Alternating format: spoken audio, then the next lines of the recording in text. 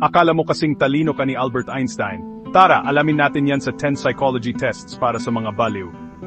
Tara, mga kapitbahay. Test number 1. Kung may nakita kang parisukat at bilog, alin ang mas masaya? Spoiler, wala. Mga hugis lang sila. Sunod, laro tayo ng saging o hindi saging. Kung hawak mo ay mansanas, hindi yan saging. Nakakagulat, di ba? Sige, paano naman ang invisible gorilla test? Nakita mo ba yung gorilla? O busy ka sa pagbilang ng mga pasa ng bola? Classic! Heto pa ang nakakatuwa, isipin mo ang isang lilang elepante. Ngayon, wag mo na isipin. Hindi mo magawa. Welcome sa utak ng tao.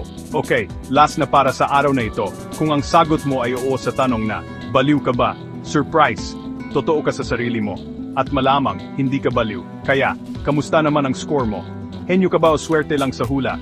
Kahit ano pa yan, salamat sa paglalaro ng 10 psychology tests para sa mga baliw. Huwag kalimutang mag-like at mag-subscribe para sa mas maraming nakakalokang saya.